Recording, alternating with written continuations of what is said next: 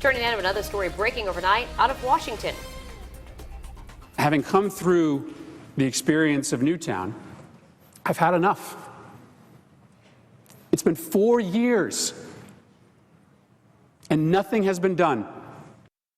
And that was Senator Chris Murphy of Connecticut yesterday morning at the beginning of what turned out to be a more than 14-hour filibuster on the Senate floor demanding action on gun control. And new this morning, we can tell you that it worked, and there will be a vote on new measures designed to keep guns out of the hands of terrorists. Rhode Island senators also played a role in that marathon filibuster. Brian Yacono is in our breaking news center now with those developments.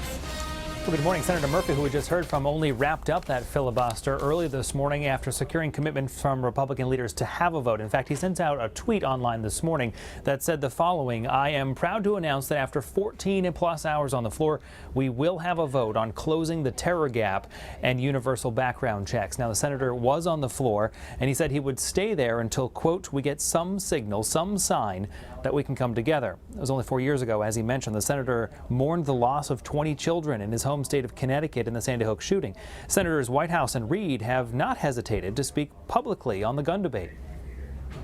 People convicted of violent hate crimes, I think Americans agree that that's not a class of people whose defense of their right to purchase firearms we should be rushing to defend. A logical military purpose, increase the lethality of the weapons that we are giving to the soldiers, Marines, sailors, airmen of the United States.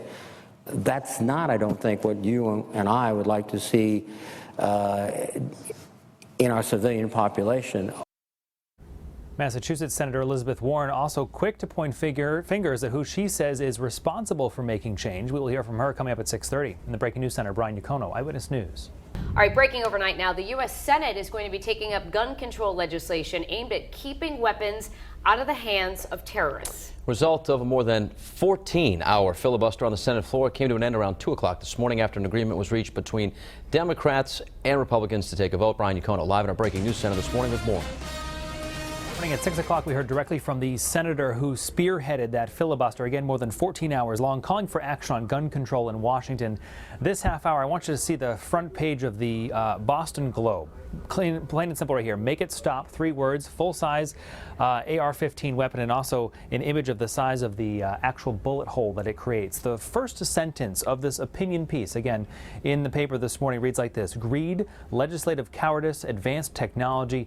That is how we got here. Now, this came out on the same morning, just hours after, in fact, the senator from Connecticut wrapped up a more than 14-hour filibuster in Washington, only after getting a commitment from Republican leaders to vote on background checks and the terror gap. He was joined by several leaders from southern New England, including Elizabeth Warren, who spoke at length and was quick to point fingers at who is responsible for change. And if we fail to act, the next time someone uses a gun to kill one of us, a gun that we could have kept out of the hands of a terrorist, then members of this Congress will have blood on our hands. The senator also said when terrible things happen, we choose how we respond to it. And in this case, this will either bring us together or splinter us apart. In the Breaking News Center, Brian Yacono, Eyewitness News.